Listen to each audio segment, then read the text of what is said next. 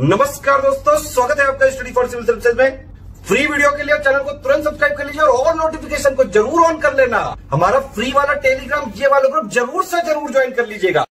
हमारे ये वाले फ्री वाले टेलीग्राम को जरूर ज्वाइन कर लीजिएगा। और यूपी पीसीएस 2020 के मेंस के लिए हमारे 2 प्रोग्राम चल रहे हैं। एक 80 days daily answer writing program चल रहा है जिसमें 4 क्वेश्चन पर डे दिए जाएंगे और पूरा उसका कंप्लीट फीडबैक मिलेगा। और दूसरा जो है ऑफिशियल टेस्ट सीरीज होगी जिसमें 12 फुल लेंथ जीएस के पेपर दिए जाएंगे, उसके फुल लेंथ आंसर दिए जाएंगे और कंप्लीट जो है पूरी चेकिंग होगी। 20-20 क्वेश्चन होंगे हर पेपर में, ठीक है। जैसे ऑफिशियल पेपर आता है वैसे ही होगा और कंप्लीट चेकिंग होगी, कंप्लीट मॉडल आंसर मिलेगा। ज्यादा जानकारी के लिए इन नंबर पर कॉल कर सकते हैं 9696066089 8562880530। Greetings everyone. ये इस सीरीज़ में हम लोग UPPSC mains answer writing practice करेंगे और यहाँ पर ये जो सीरीज़ है इसको यूपीपीएससी मेंस 2020 के को ध्यान में रखकर बनाया गया है। ये इस सीरीज़ का वैल्यू एडिशन पार्ट 6 है। इससे पहले भी 5 पार्ट्स हम लोग अपलोड कर चुके हैं, प्लीज़ आप लोगों से ज़रूर से देख लीजिएगा। लेकिन लेक्चर शुरू करने के पहले हम आपको बता दें कि ये वीडियो आप study for civil service channel पर देख रहे हैं। अगर आप लोग ने इस चैनल को अभी तक ज्वाइन नहीं किया तो प्लीज़ इसे तुरंत सब्सक्राइब कर लीजिए और सभी नोटिफिकेशंस पाने के लिए बेल आइकन पर प्रेस करना मत भूलिएगा। आप चाहें तो हमारे पेड ग्रुप से ज्वाइन कर सकते हैं। अगर आप UPSC, BPSC, UPPSC, UPSC, EPFO के लिए प्रिपेयर करें तो आप हमारे पेड कोर्स से ज़रूर से ज्वाइन कर लीजिए। इसमें आपको सभी पीडीएफ दे दी जाती हैं, इसमें आपको पर्सनल गाइडेंस दी जाती है और जो हमारे रेगुलर टेस्ट होते हैं उससे आप घर बैठे ही अपनी परफॉर्मेंस को भी रेगुलरली इवैल्यूएट कर सकते हैं। आप हमारा फ्री टेलीग्राम ग्रुप भी जो है उसे भी ज़रूर से ज्वाइन कर लीजिए। इसके लिए आपको अपनी डिवाइस पे टेलीग्राम को इंस्टॉल करना है और उस पर study for civil service channel को सर्च करके उसे ज्वाइन कर लेना है। ये बिल्कुल ही फ्री है और इसमें आपको सभी नोटिफिकेशंस दे दी जाती हैं। और किसी भी अधिक जानकारी के लिए आप इन नंबर पर हमें कॉल कर सकते हैं। तो चलिए हम आज के क्वेश्चन को शुरू करेंगे और जो हमारा पहला क्वेश्चन है वो पेपर नंबर 1 से है। इसको हम पेपर नंबर 3 में भी इंक्लूड कर सकते हैं, ठीक है। तो पहला क्वेश्चन क्या है, what are the causes of droughts in India, suggest measures to reduce its intensity. Bharat में सूखे के कारण क्या है, इसकी तीव्रता कम करने के उपाय सुझाएं, ठीक है। तो हम इसमें सबसे पहले बात करेंगे कि आखिर ड्रॉट होता क्या है, उसके बाद हम इसके कॉजेस की बात करेंगे और उसके बाद हम देखेंगे कि इसका किस तरीके से इसके प्रभाव को, इसके इम्पैक्ट को कम किया जा सकता है कुछ हद तक। तो अगर हम ड्रॉट की बात करें कि ड्रॉट होता क्या है, ड्रॉट मतलब होता है सूखा, ठीक है। ड्रॉट मतलब क्या होता है, ड्रॉट मतलब होता है सूखा पड़ना। तो जब कहीं पर लंबे समय तक जो है काफ़ी समय तक जब वहाँ किसी क्षेत्र में पानी की कमी हो जाती है तो हम उसको क्या कहते हैं, वहाँ पे सूखा पड़ गया है। तो लेकिन ये सूखा जो है इसको हम मेनली तब कहते हैं जबकि जो बारिश की कमी के कारण, जब बारिश कम होने के कारण जब किसी क्षेत्र में जल की कमी हो जाती है, वहाँ के जो सरफेस वाटर हैं वो सूख जाते हैं, जो ग्राउंड वाटर होते हैं वो बहुत ज़्यादा डिप्लीट होने लगते हैं, तो हम क्या कहते हैं कि वहाँ पर जो है सूखा पड़ गया है। वहाँ पे जो क्रॉप्स होते हैं वो क्रॉप्स जो होते हैं उनको ठीक ढंग से उसमें जो है हम पानी नहीं दे पाते। और भी कई तरीके के जो ड्रॉट के हम इफेक्ट देख सकते हैं, जैसे कि अगर हम बात करें तो ड्रिंकिंग वाटर वहाँ पे पीने को नहीं मिलता उस क्षेत्र में, वहाँ पर इंडस्ट्रियल यूज़ के लिए या फिर एग्रीकल्चर यूज़ के लिए वहाँ पे जो है पानी नहीं मिलता है। घर के जो काम काज होते हैं डेली के, उसके लिए भी वहाँ पे पानी नहीं मिलता है। इनफैक्ट जो एनिमल्स जो तालाब पोखर में जो पानी पीते हैं वहाँ भी तालाब भी सूख जाते हैं। तो ऐसे पानी की कमी को हम क्या कहते हैं, वहाँ पर हम कहते हैं कि वहाँ पर सूखा पड़ गया है। तो लोगों के पास पीने का पानी नहीं होता, लोगों के पास जो है अपने काम के लिए या फिर एग्रीकल्चर के यूज़ के लिए, इंडस्ट्रियल यूज़ के लिए पानी नहीं होता जब सूखा पड़ता है। तो अगर हम इंडियन मेट्रोलॉजिकल डिपार्टमेंट की बात करें या फिर इसको कहते हैं भारतीय मौसम विभाग की, तो भारतीय मौसम विभाग कहता है कि जब किसी क्षेत्र में 75% से कम किसी वर्ष में वहाँ पे जो नॉर्मल वर्षा है उससे जब 75% कम वर्षा होती है किसी क्षेत्र में, तो हम वहाँ पे कहते हैं कि ये सूखा पड़ गया है। ये किसकी डेफिनेशन है, ये भारतीय मौसम विभाग की डेफिनेशन है। तो यहाँ पे हम देखेंगे कि जो नेशनल कमीशन ऑन एग्रीकल्चर है, ठीक है, कृषि पर राष्ट्रीय आयोग का, कृषि का जो राष्ट्र आयोग है उसने 3 प्रकार के सूखे की बात की है। सबसे पहले है एग्रीकल्चरल ड्रॉट, फिर है हाइड्रोलॉजिकल ड्रॉट और फिर है मेटेरोलॉजिकल ड्रॉट। तो मेटेरोलॉजिकल ड्रॉट क्या होती है, मेटेरोलॉजिकल ड्रॉट होती है जबकि जो नॉर्मल रेन होती है, ठीक है, जितनी सामान्य वर्षा होती है किसी रीजन में, जब उससे 10% कम वर्षा होती है उस क्षेत्र में, तो हम उसको कहते हैं मेटेरोलॉजिकल मेट्रोलॉजिकल या फिर मौसम संबंधी सूखा या फिर ड्रॉट। ठीक है, हाइड्रोलॉजिकल ड्रॉट क्या होती है? हाइड्रोलॉजिकल ड्रॉट होती है कि मेट्रोलॉजिकल ड्रॉट तो है ही वहाँ पर, ठीक है, वहाँ पे वर्षा तो कम हो ही रही है, इसके साथ साथ जो सतही वाटर है, ठीक है, नदी जो है और पॉन्ड्स जो हैं, तालाब हैं, वो सूख गए हैं। जितने भी सतही वाटर हैं या फिर सब सरफेस, उसकी जो नीचे की लेयर होती है, वहाँ के जब पानी जो है वो सूख जाते हैं तो हम उसको कहते हैं हाइड्रोलॉजिकल ड्रॉट या हाइड्रोलॉजिकल सूखा। फिर आता है हमारा कृषि। कृषि, ठीक है, कृषि क्षेत्र में हम क्या कहते हैं कि सूखा पड़ गया है, तो एग्रीकल्चर ड्रॉट को क्या कहते हैं? एग्रीकल्चर ड्रॉट होता है कि जितना भी जो भी फर्टाइल लैंड है या फिर जो कृषि भूमि है, उसमें जब वहाँ पे जो आर्द्रता जो है, कृषि भूमि की आर्द्रता कम हो जाती है, वहाँ का जो सॉइल मॉइस्चर होता है वो कम हो जाता है, और साथ साथ जो है बारिश भी कम हो रही है, तो जिससे कि जो क्रॉप्स हैं उसको नहीं उगा पा रहे हैं, तब हम क्या कहते हैं? तब हम इसको कहते हैं कि कृषि क्षेत्र के या फिर कृषि सूखा, कृषि ड्रॉट हम उसको नाम देते हैं। तो इसके बाद हम देखेंगे कि आखिर इसके क्या क्या कारण हैं, कि ड्रॉट या फिर सूखे के क्या क्या कारण हैं इंडिया में। तो सबसे पहले हम देखते हैं कि इनएडिक्वेट रेनफॉल, अपर्याप्त वर्षा। ठीक है, जैसे कि हम देखते हैं कि बहुत सारे जो रीजन्स हैं वहाँ पे जो है बारिश जो है पर्याप्त मात्रा में नहीं होती है, जिसके कारण कि सूखा पड़ जाता है। इसके बाद हम देखते हैं कि ये भी देखते हैं कि जो भारत में जो 80% रेनफॉल है वो कब होती है? वो जो है 4 महीने में ही होती है। ठीक है, वो 4 महीने में होती है, वो जून से लेके जो है सितंबर तक, इन महीनों में, इन 4 महीनों में 80% रेनफॉल जो है इंडिया में होती है, जबकि जो हम कहते हैं साउथ वेस्ट मानसून। ठीक है, इसके अलावा 4 महीने के अलावा जो 8 महीने होते हैं, उस टाइम पे जो है बहुत सारे क्षेत्र होते हैं जहाँ पे बिल्कुल भी वर्षा नहीं होती, वहाँ पे पानी की कमी हो जाती है, जिसके कारण कि उन क्षेत्रों में जो है सूखा पड़ जाता है। तो इसलिए हम कहते हैं कि इनएडिक्वेट रेनफॉल है। और जो हम देखते हैं कि जो हमारा इंडिया का जो मानसून है वो भी बहुत ज़्यादा अनप्रिडिक्टेबल है, उसको हम प्रिडिक्ट नहीं कर सकते। कई बार होता है कि जो वर्षा होती है बहुत अच्छी होती है, कई बार बहुत, पर लेकिन कई साल हम ऐसे भी देखते हैं कि जो है बारिश बहुत अच्छी नहीं होती, जिसके कारण जो है वहाँ पे सूखा पड़ जाता है। लोगों को जो है पानी की, उनकी जो जल की जो डिमांड्स होती हैं, जल की जो वाटर सप्लाई जो होती है वो पूरी नहीं हो पाती, जिसकी वजह से हम कहते हैं कि उस क्षेत्र में जो है सूखा पड़ गया है।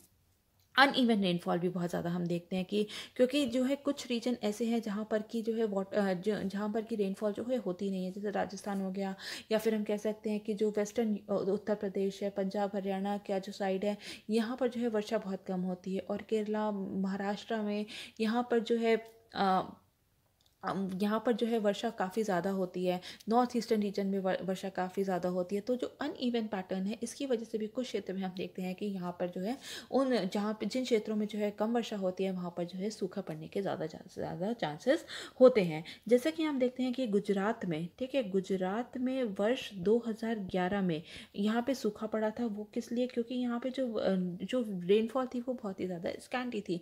स्कैंटी रेनफॉल के कारण यहाँ पे सूखा पड़ा था वर्ष 2011 में। स्कैंटी रेनफॉल का मतलब है कि जो बारिश थी उसकी मात्रा जो है वो बहुत ज़्यादा कम थी गुजरात में। तो इसलिए हम कह सकते हैं कि इनएडिक्वेट रेनफॉल या फिर अपर्याप्त वर्षा के कारण भी जो है वो यहाँ पे हम इंडिया में जो है हमें सूखा देखने को मिलता है।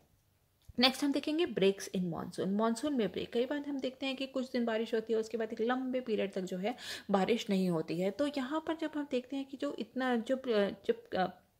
जो बारिश नहीं होती तो लंबे समय तक, तो यहाँ पर जो है सूखा पड़ जाता है। क्योंकि यहाँ पर जो है जैसे कि 4 महीने में तो हमें सारी 80% जो है रेनफॉल मिल रही है, उसमें भी जब काफ़ी लंबे समय तक अगर वर्षा नहीं मिलेगी तो जाहिर सी बात है जो वाटर लेवल है, जो रेनफॉल की जो मात्रा है वो बहुत ज़्यादा कम हो जाएगी, जिसकी वजह से जो है यहाँ पर हमें सूखा देखने को मिलता है। इंडिया में सूखा जैसी स्थिति जो है वो जो है वो पैदा हो जाती है। तो ब्रेक्स इन मानसून भी एक बहुत बड़ा कारण है। इसके बाद हम देखते हैं डिफॉरेस्टेशन, वनों की कटाई के कारण भी हम यहाँ पे देखते हैं कि जो सूखा पड़ जाता है। क्योंकि जब हम वन की कटाई करते हैं तो जो हमारा जो टॉप सॉइल होता है, ठीक है, जो सबसे ऊपर का जो मिट्टी होती है, जो सॉइल होता है, वो कहीं ना कहीं जो है वो इरोड हो जाता है, उसका अपरदन हो जाता है। तो जिसके कारण जो है यहाँ अगर मेनली जो है रिवर बेड पे, रिवर साइड पे अगर हो रहा है टॉप सॉइल, अगर वहाँ पे जो है उसके में मॉइस्चर कम हो रहा है, तो उससे क्या होगा,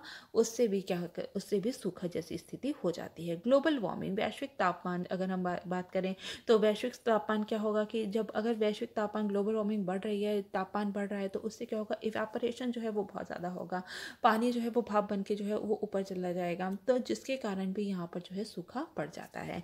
इंक्रीज ग्रीन हाउस गैसेज, ठीक है, ग्रीन हाउस गैसों में वृद्धि हो रही है, जैसे कि हम जानते हैं कि मीथेन है, कार्बन डाइऑक्साइड है, ये सब ग्रीन हाउस गैसेज हैं, और ये जो गैसेस हैं इनकी जो मात्रा एटमॉस्फेयर में वो बहुत ज़्यादा बढ़ रही है। तो जो हमारा पूरा एटमॉस्फेयर है उसका जो पूरा कॉम्पोजिशन है वो कहीं ना कहीं बिगड़ रहा है, जिसकी वजह से जो है बारिश के जो बारिश होती है उसके भी पूरे पैटर्न में हमें जो है बदलाव देखने को मिलता है, जिसके कारण जो है सूखे जैसी स्थिति जो है वो पैदा हो जाती है। Air circulation and weather pattern, वायु परिसंचरण और मौसम का मिजाज, ठीक है, इसमें क्या है कि जो भी हमारे जितने भी हमारे जो वाटर है वो कहाँ होता है, वो या तो एयर में होता है, या तो एटमॉस्फेयर में, या फिर ग्राउंड में होता है, और ये हमारे जो वेदर पैटर्न को बहुत ज़्यादा जो है अफेक्ट करता है, क्योंकि जो हमारे जब जैसे जैसे जो है ग्रीन हाउस गैसेज हैं, ग्लोबल वार्मिंग जो है ये बढ़ रही हैं, तो इससे क्या होता है, वेदर पैटर्न जो है वो पूरी तरीके से चेंज हो रहा है, और ये जो हमारी जो साइकिल होती है वाटर साइकिल, उसको भी कहीं ना कहीं अफेक्ट करता है, जिसके कारण कि सूखे जैसी स्थिति पैदा हो सकती है। Over exploitation of ground water, भूजल का अधिक दोहन हो रहा है, क्योंकि यहाँ पे जो है हम लोग जो है माइंडलेसली जो है बहुत ज़्यादा ध्यान नहीं देते कि जो है पानी का जो हम लोग बहुत ज़्यादा दोहन कर देते हैं, ओवर एक्सप्लॉयट कर देते हैं ग्राउंड वाटर को, तो उसको रिचार्ज होने में, जो एक्वीफर्स हैं हमारे, उसको रिचार्ज होने में बहुत ज़्यादा टाइम लग जाता है, क्योंकि उसका जो जिस तरीके से हम लोग यूज़ कर रहे हैं उतनी जल्दी जल्दी वो रिप्लेनिश नहीं हो पा रहा, रिचार्ज नहीं हो पा रहा। इस वजह से भी जो ग्राउंड वाटर है, जो हमारा सब सरफेस वाटर है, सतही जल है, उसमें जो है वो बहुत ज़्यादा कमी आ जाती है, जिसकी वजह से भी सूखा पड़ता है। ग्रीन रिवॉल्यूशन, हरित क्रांति भी एक बहुत बड़ा कारण है, क्योंकि जैसा कि हम जानते हैं कि हरित क्रांति में क्या है कि हरित क्रांति में जितने भी सीड्स जो लगाए जाते हैं वो हाई यील्ड वैरायटी के सीड्स होते हैं, जिनको कि वाटर बहुत ज़्यादा चाहिए होता है। तो ये जितने भी हाई यील्ड वैरायटी सीड्स होते हैं, ये वाटर इंटेंसिव होते हैं, इनको बहुत ज़्यादा ही इरिगेशन की ज़रूरत होती है, तो जिसकी वजह से जब यहाँ पे इरिगेशन बहुत ज़्यादा होगा तो क्या होगा, इरिगेशन ज़्यादा होगा तो ग्राउंड वाटर जो है उसको हम लोग बहुत ज़्यादा यूज़ करेंगे, बारिश इतनी हो नहीं रही है, ग्राउंड वाटर को बहुत ज़्यादा यूज़ कर रहे हैं, तो उसके कारण भी जो है सूखा जैसी स्थिति जो है वो पैदा हो जाती है। इसके साथ साथ हम जोग्राफी जो है, जो इंडिया की जोग्राफी है वो भी बहुत ज़्यादा कहीं ना कहीं कारण बनती है सूखे की। जैसे कि अगर हम महाराष्ट्र में देखें, ठीक है, महाराष्ट्र में जो है मराठवाड़ जो रीजन है, ठीक है, मराठवाड़ जो रीजन है, यहाँ पर जो है इस पूरे रीजन में कौन सी नदी है, इस रीजन में गोदावरी नदी है, और इसके साथ साथ प्लस इसकी कुछ ट्रिब्यूटरीज हैं, ठीक है, इसकी कुछ ट्रिब्यूटरीज हैं, लेकिन ये जितनी भी अगर नदियां हैं इसमें से केवल गोदावरी ही ऐसी नदी है जिसमें कि साल भर पानी रहता है, बाकी जो नदियां हैं वो मानसून के बाद जो है वो सूख जाती हैं, जितनी भी ट्रिब्यूटरीज हैं वो सूख जाती हैं। तो इस कारण भी यहाँ पे जो नदियों की कमी होने के कारण और रेनफॉल ना होने के कारण भी इन जैसे मराठवाड़ रीजन में जो भी महाराष्ट्र का पार्ट है वहाँ पर जो है हमें सूखा जैसी स्थिति देखने को मिलती है। तो और इसके साथ साथ हम कई बार देखते हैं कि ठीक है, तो 9th पॉइंट इसमें हम ज्योग्राफी को भी ऐड कर सकते हैं, और 10th पॉइंट हम ऐड कर सकते हैं इसमें जो है हमारा जो एग्रीकल्चर पैटर्न है उसको भी हम इंक्लूड कर सकते हैं, जिसके कारण कि जो है हमें सूखा जैसी स्थिति देखने को मिलती है। फॉर एग्जाम्पल अगर हम बात करें महाराष्ट्र की ही, ठीक है, अगर हम महाराष्ट्र की ही बात करें तो महाराष्ट्र में जो 40% शुगर का प्रोडक्शन कहाँ हो रहा है, वो महाराष्ट्र में हो रहा है। और जैसा कि हम जानते हैं जो शुगर केन है वहाँ पे उसकी भी फसल बहुत ज़्यादा होती है, और शुगर केन क्या है, शुगर केन है वाटर इंटेंसिव क्रॉप है, जिसको कि जल की बहुत ज़्यादा ज़रूरत होती है, जिसको कि इरिगेशन की बहुत ही ज़्यादा ज़रूरत होती है। इसके बाद जब शुगर केन को उगाया जाता है उसमें पहले तो पानी की बहुत ज़्यादा ज़रूरत होती है, फिर उसके बाद जब वहाँ पे की जो चीनी मिल है जब उसको चलाया जाता है इंडस्ट्रियल यूज़ में, तो फिर उसमें भी बहुत ज़्यादा पानी की ज़रूरत पड़ती है। तो यहाँ पर हम देखते हैं कि 72%, ठीक है, 72% जो है जो है इरिगेशन जितना भी हो रहा है, इरिगेशन का 72%, या फिर हम कह सकते हैं कि जितना भी वेल वाटर जो यूज़ हो रहा है वो किस तरफ डायरेक्ट हो रहा है, वो शुगर केन के लिए ही वहाँ पे शुगर केन की खेती के लिए यूज़ किया जा रहा है। तो जिसकी वजह से जो और क्रॉप्स हैं उनके कल्टीवेशन के लिए जो है जल की बहुत कम मात्रा हमें मिलती है। तो इस वजह से भी हम देखते हैं कि वहाँ पर जो है सूखा जो है जैसी स्थिति जो है वो पैदा हो जाती है। ठीक है, तो हम यहाँ पे 10 पॉइंट्स हमने यहाँ पे डिस्कस डिस्कस कर लिया है। इसके बाद हम देखेंगे कि क्या क्या मेजर्स हो सकते हैं, क्या क्या उपाय हो सकते हैं जिससे कि हम ड्रॉट की जो इंटेंसिटी है, जो सूखे की जो इंटेंसिटी है उसको हम कम कर सकें, क्योंकि जो ड्रॉट का जो इम्पैक्ट होता है वो बहुत ही बुरा होता है। इसके कई तरीके से इम्पैक्ट हैं। अगर हम आर्थिक इम्पैक्ट की बात करें, आर्थिक प्रभाव की बात करें, इकोनॉमिक इम्पैक्ट की बात करें, तो क्या होता है कि इससे जो है एग्रीकल्चर का बहुत ज़्यादा लॉस होता है, जिससे कि जो है प्रोडक्टिविटी जो है, जो क्रॉप्स की जो प्रोडक्शन है वो बहुत ज़्यादा इफेक्ट होती है। फूड सिक्योरिटी, ठीक है, फूड सिक्योरिटी पे फिर हमारे जो है वहाँ पे भी क्वेश्चन उठता है। तो इस वजह से जो है इसका इकोनॉमिक इम्पैक्ट जो है वो बहुत बुरा होता है। इसके बाद अगर हम बात करें तो सोशल इम्पैक्ट है। जब जहाँ पे सूखा पड़ता है तो वहाँ से लोग जो है माइग्रेट करने लगते हैं, और दूसरे माइग्रेट को कहते हैं पलायन, ठीक है, तो पलायन करने लगते हैं सूखे वाले क्षेत्र से दूसरे क्षेत्रों में। तो जहाँ पे जो दूसरे क्षेत्र में जहाँ पे पलायन कर रहे हैं वहाँ पे जो है उस लैंड के रिसोर्सेज पे वो जो बहुत ज़्यादा प्रेशर पड़ जाता है। तो इस तरीके से हम देखते हैं कि बहुत ज़्यादा इकोनॉमिक इम्पैक्ट है, सोशल इम्पैक्ट है, जिसका की प्रभाव पड़ता है, बुरा नकारात्मक प्रभाव पड़ता है ड्रॉट का, ठीक है। तो इसलिए बहुत ज़्यादा ज़रूरी है कि इसके जो इम्पैक्ट है उनकी इंटेंसिटी को कम कर सकें। तो हम वो कैसे कर सकेंगे, वो अब हम उसको डिस्कस कर लेंगे। सबसे पहले है कि रेन वाटर हार्वेस्टिंग के द्वारा जो है हम जो है ड्रॉट के प्रभाव को कम कर सकते हैं, क्योंकि इससे क्या होता है, इससे जो हमारे ग्राउंड वाटर है, एक्वीफर्स है, उसको हम कहीं ना कहीं रिप्लेनिश करने में ये रेन वाटर हार्वेस्टिंग जो है वो मदद करता है। तो इसलिए ज़रूरी है कि जितनी भी बिल्डिंग्स हैं, बड़ी बड़ी बिल्डिंग्स हैं, या फिर जब बड़ी बड़ी सोसाइटीज़ हैं, वहाँ पर जो है रेन वाटर हार्वेस्टिंग का सिस्टम जो है ज़रूर से ज़रूर जो है उसको बनाया जाए। क्रॉप डाइवर्सिफिकेशन की ज़रूरत है, फसल विविधीकरण की ज़रूरत है, क्योंकि कई बार देखा जाता है कि साल दर साल जो वाटर इंटेंसिव क्रॉप होते हैं, ऐसे क्रॉप जिनको जल की मात्रा बहुत ज़्यादा चाहिए, तो साल दर साल अगर हम वही क्रॉप उगाएंगे तो क्या होगा, वहाँ के जो ग्राउंड वाटर है वो बहुत ही ज़्यादा बहुत जल्दी जो है डिप्लीट होंगे, जिसके कारण कि वहाँ के जो एक्वीफर्स हैं वो रिचार्ज नहीं हो पाएंगे, और अगर बारिश कम होती है तो वहाँ पर सूखा पड़ने के चांसेस जो हैं वो बहुत ज़्यादा होते हैं। इसलिए हमें क्रॉप डाइवर्सिफिकेशन करनी चाहिए। ऐसे क्रॉप्स जो हैं जो वाटर इंटेंसिव के साथ साथ जो हमें ऐसे फसल भी उगानी चाहिए जिसमें कि बहुत ज़्यादा पानी की ज़रूरत नहीं होती है। कंस्ट्रक्शन ऑफ पॉन्ड्स, तालाबों का निर्माण करना चाहिए। अर्बन एरियाज़ में मेनली जो है तालाबों को निर्माण करना चाहिए, जितने भी जो कि पेनिनसुलर रीजन है, प्रायद्वीपीय जो रीजन है वहाँ पर जो है हमें तालाबों का निर्माण करना चाहिए, ताकि जब मानसून सीज़न जो है वो ख़त्म हो जाए, उसके बाद जो है जो तालाब भर जाएंगे पानी से वर्षा के दौरान, तो हम उस वर्षा ख़त्म होने के बाद हम उस पानी का यूज़ कर सकेंगे इरिगेशन के लिए, लोगों को पीने के पानी के लिए। तो इसलिए जो है तालाब के निर्माण करने से भी हम सूखे जैसी स्थिति से कहीं ना कहीं जो है हम निपट सकते हैं।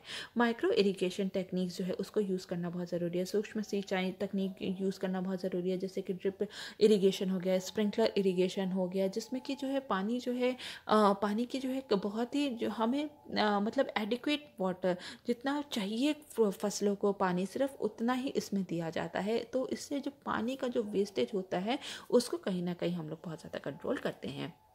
Promotion of less water intensive and drought resistant crops, कम पानी वाली, ठीक है, जितने भी ऐसे क्रॉप्स को जो है बढ़ावा देना चाहिए जिनको उगाने के लिए जल की मात्रा जो है वो बहुत ही ज़्यादा कम चाहिए, और साथ साथ ऐसी हम फसल उगानी चाहिए जो कि सूखा प्रतिरोधी हो, ठीक है, जो कि ड्रॉट रेजिस्टेंट क्रॉप्स हों उसको हमें उगाना चाहिए।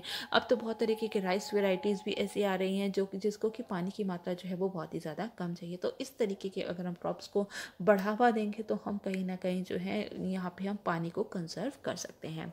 ग्राउंड वाटर रिचार्ज करने की ज़रूरत है, भूजल पुनर्भरण करने की ज़रूरत है, एक्वर्स को रिचार्ज करने की ज़रूरत है, रिप्लेनिश करने की ज़रूरत है, ताकि जो है हम लोग जब इरिगेशन करते हैं पंप लगा के, तो उससे जो है वहाँ पे जो है सूखा जैसी स्थिति जो है वो बहुत ज़्यादा उत्पन्न ना हो।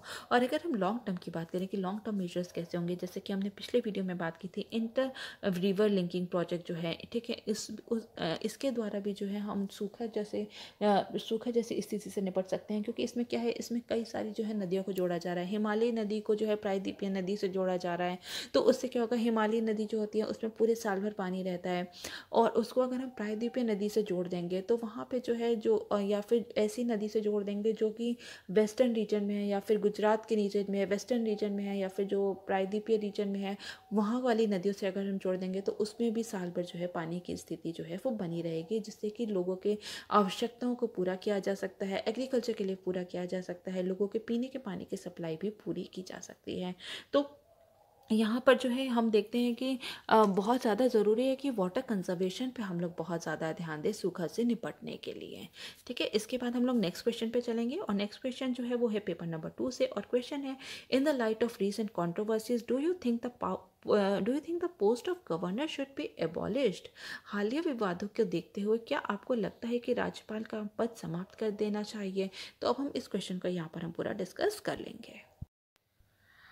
तो गवर्नर जो होता है वो किसी भी राज्य का एग्जीक्यूटिव हेड होता है, और राज्यपाल की जो शक्ति है उसके ऑफिस के बारे में भारत के संविधान के अनुच्छेद जो है 153 से 162 में बात कही गई है। मतलब कि article 153 to 162 of the constitution of India किसके लिए डेडिकेटेड है, वो गवर्नर के लिए ही डेडिकेटेड है, जिसमें कहा गया है कि जो हर राज्य में जो है एक राज्यपाल होगा, और कुछ ऐसी सिचुएशंस भी हो सकती हैं जबकि 2 राज्यों में एक ही राज्यपाल हो। तो इस तरह और उनकी क्या क्या शक्तियां होंगी वो सब कहाँ दी गई हैं, वो संविधान के आर्टिकल 153 टू 162 में दी गई हैं। तो यहाँ पर क्वेश्चन में क्या पूछा है, यहाँ पर क्वेश्चन में पूछा है कि हाल ही में अगर हम देखें तो गवर्नर का जो पूरा रोल है कई सारे राज्यों में, जैसे कि उत्तराखंड में है, अरुणाचल प्रदेश में है, महाराष्ट्र में है, कर्नाटका में है, मणिपुर में है, गोवा में है, तो ऐसे कई सारे ऐसे विभिन्न राज्य हैं जहाँ पर कि गवर्नर के जो है उनके पूरे कार्यालय पे उसकी उन्होंने जो अपनी पावर यूज़ की है तो उस पर बहुत ज़्यादा सवाल उठाए गए हैं। तो क्या इसके चलते जो है गवर्नर का जो पूरी जो रोल है, कार्यालय है, उसको क्या पूरी तरीके से समाप्त कर देना चाहिए, हम इस क्वेश्चन में यही डिस्कस करेंगे। तो सबसे पहले इसमें हम डिस्कस करेंगे कि राज्यपाल के कार्यालय को समाप्त करने के पक्ष में क्या क्या तर्क हैं, कि क्यों जो राज्यपाल का जो कार्यालय है उसको ख़त्म कर देना चाहिए। अब हम पहले इस पर चर्चा करेंगे। तो सबसे पहले हम बात करेंगे तो ये है कि the governor act as an agent of the central government. जो केंद्र सरकार होती है, जो राज्यपाल उसी के एक एजेंट के रूप में कार्य करता है। और कई बार हमने देखा है कि जिस तरीके से केंद्र सरकार जो है उसको वो इंस्ट्रक्शंस देती हैं, उसी तरह से जो है गवर्नर जो है काम करता है। और हाल ही में अगर हम देखते हैं तो गवर्नर जो राजस्थान के गवर्नर है उन पर खुद पे चार्ज लगा था कि उन्होंने मॉडल कोड ऑफ कंडक्ट जो आचार संहिता है उसका उल्लंघन किया था केंद्र सरकार के कहने पर। तो इस तरीके से हम देखते हैं कि जो पूरा जो गवर्नर का जो कार्यालय है, वो जो गवर्नर जो काम करता है वो एक सेंट्रल गवर्नमेंट के केंद्र सरकार के ही एजेंट के रूप में करता है। नेक्स्ट देखते हैं तो द गवर्नर जो है वो एक बायस होता है, ठीक है, उसका झुकाव होता है, उसका जो वो एक पक्षपाती रूप से काम करता है किसकी तरफ, जो भी राजनीतिक दल जो उसे अपॉइंट कर रहा है, मतलब कि जो केंद्र सरकार राज्यपाल को अपॉइंट करती है तो जो भी राजनीतिक दल उसको अपॉइंट करता है उसकी तरफ उसका बहुत ज़्यादा झुकाव रहता है, जिसके चलते जो है उन पर कई बार जो उनके कार्यालय की जो निष्पक्षता है उस पर भी सवाल उठाए जाते हैं। पोस्ट रिटायरमेंट की बात, ठीक है, कई बार ऐसे जो पॉलिटिशियंस होते हैं कि अपने रिटायरमेंट के बाद अगर वो बहुत ज़्यादा फेथफुल रहें किसी पॉलिटिकल पार्टी से तो वो एक्सपेक्ट करते हैं कि उनके रिटायरमेंट के बाद या फिर अगर वो उनको या किसी चुनाव में अगर वो नहीं चुने गए तो वो एक्सपेक्ट करते हैं कि जो उनकी जो पॉलिटिकल पार्टी जिससे भी वो अफिलिएटेड है, जिससे कि वो बहुत साल तक जिसके लिए उन्होंने काम किया है, बहुत साल तक फेथफुल लॉयल रहे हैं, तो वो जो है वो उन्हें जो है वहाँ किसी भी राज्य में जो है एज राज्यपाल या गवर्नर के रूप में अपॉइंट कर दें। तो इस तरीके से हम देखते हैं कि जो यहाँ पर जो है क्या हो रहा है, यहाँ पर बहुत ज़्यादा पार्टीशनशिप बहुत ज़्यादा देखने को हमें मिल रही है, क्योंकि ये जो है पूरी तरीके से जो है एक पॉलिटिकल मोटिवेटेड यहाँ पे अपॉइंटमेंट हो रहे हैं गवर्नर के। जबकि इस संविधान में क्या कहा गया है कि इसमें क्या है कि इसमें मतलब कि संविधान में तो नहीं कह सकते, लेकिन ये है कि ऐसा माना जाता है कि जितने भी गवर्नर की जो पोस्ट होती है, गवर्नर जब नियुक्त किया जाए तो ऐसा पर्सन नियुक्त किया जाए जो कि किसी भी पार्टी से अफिलिएटेड ना हो, ताकि वो निष्पक्ष रूप से काम कर सके। लेकिन यहाँ पर हम देख रहे हैं कि जो भी पॉलिटिशियन जो भी बहुत ज़्यादा फेथफुल रहते हैं, बहुत ज़्यादा लॉयल रहते हैं किसी भी पॉलिटिकल पार्टी की तरफ, तो जब वो केंद्र में सरकार बनाती है तो उन्हीं को जो उन्हीं को जो है वहाँ पर राज्यपाल जो है नियुक्त कर देती है। तो इस तरीके से जो एक पक्षपात रूप से हम देखते हैं कि गवर्नर जो है वो पूरी तरीके से काम कर रहा है। इसलिए जो है इनके जो पूरा कार्यालय है इनको समाप्त कर देना चाहिए। ऐसा हमने अक्सर देखा है कि जो गवर्नर होता है वो कई बार जो है अपनी पावर का मिसयूज़ करता है और स्टेट गवर्नमेंट की जो जो स्टेट गवर्नमेंट है उसको डिस्टेबलाइज करता है। अक्सर राज्यपाल के कार्यालय का दुरुपयोग राज्य सरकार को अस्थिर करने के लिए किया जाता है। कई बार हम देखते हैं कि आर्टिकल 356, ठीक है, आर्टिकल 356 में क्या कहा गया है, प्रेसिडेंट रूल के बारे में बात की गई है। तो केंद्र सरकार के कहने पर वो क्या करता है कि वो वहाँ की जो पूरी जो स्टेट गवर्नमेंट है उसके खिलाफ उसको कहते हैं कि आप कॉन्स्टिट्यूशन के हिसाब से काम नहीं करें तो क्यों ना यहाँ पे प्रेसिडेंट रूल लगा दिया जाए। ये केंद्र सरकार के कहने पे करता है। अगर उस राज्य में अगर ऑपोजिशन पार्टी की जो सरकार बनी हुई है वहाँ पे ऑपोजिशन पार्टी रूल कर रही है तो वो केंद्र सरकार के कहने पे जो है वहाँ के पूरी जो स्टेट गवर्नमेंट है उसको डिस्टेबलाइज भी कर दिया जाता है। तो उसके जो विवेकाधीन जो शक्ति है, जो डिस्क्रिशनरी पावर है, उसके वहाँ पे बहुत ही ज़्यादा जो है वो मिसयूज़ हो रहा है। तो इसके बाद हम देखते हैं कि जो अगर कोई जो भी हेड ऑफ द स्टेट है अगर उसको नॉमिनेट किया जा रहा है तो ये खुद से ही अलोकतांत्रिक है। तो इसलिए भी जो है इस पूरे कार्यालय को समाप्त कर देना चाहिए। एक लोकतंत्र में जो है अलोकतांत्रिक एक कॉन्स्टिट्यूशनल पोजीशन नहीं होनी चाहिए। जो हेड ऑफ द स्टेट है वो जो है अलोकतांत्रिक तरीके से नहीं चुन के आना चाहिए, नहीं अपॉइंट होना चाहिए। तो इसलिए भी इस पूरे जो है राज्यपाल के कार्यालय को ख़त्म कर देना चाहिए। और ये क्या है, ही मिसयूजेस हिज डिस्क्रिशनरी पावर, वह अपनी विवेकाधीन शक्तियों का दुरुपयोग करता है। जैसा कि हमने पहले भी बात की, जैसा कि हम कर्नाटका में देखते हैं कि जो कई बार ऐसा देखा जा रहा है कि गवर्नर का क्या काम होता है कि वो जो भी लार्जेस्ट पॉलिटिकल पार्टी हो उसको अपॉइंट करे कि उसको इनवाइट करे कि वो आके यहाँ पे उस राज्य में सरकार बनाए। लेकिन यहाँ पे क्या हो रहा है कि हमने कई बार ऐसे पोल्स में देखा है कि अगर जिसके पास जो है मेजॉरिटी नहीं भी है तो भी जो है राज्यपाल अगर एफिलिएटेड हो उस पॉलिटिकल पार्टी से तो वो मेजॉरिटी ना होने के बावजूद भी उस पॉलिटिकल पार्टी के जो लीडर हैं उसको इनवाइट करते हैं कि आप आगे अपनी सरकार बना लीजिए, जैसा कि हमने कर्नाटका पोल्स में देखा था। तो यहाँ पर जो है इस वजह से जो उनकी डिस्क्रिशनरी पावर है, आर्टिकल 356 का मिसयूज़ हो रहा है।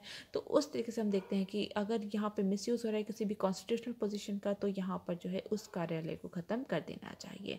इसके बाद हम देखेंगे कि आखिर क्या क्या तर्क हैं जिसमें कि हम कह सकते हैं कि राज्यपाल के कार्यालय को समाप्त करने के विरुद्ध क्या तर्क हैं। ठीक है, कि उनके जो है राज्यपाल का जो है जो कार्यालय है उसको समाप्त नहीं करना चाहिए। तो इसके लिए क्या क्या हम तर्क दे सकते हैं, अब हम एक नज़र उस पर देख लेंगे।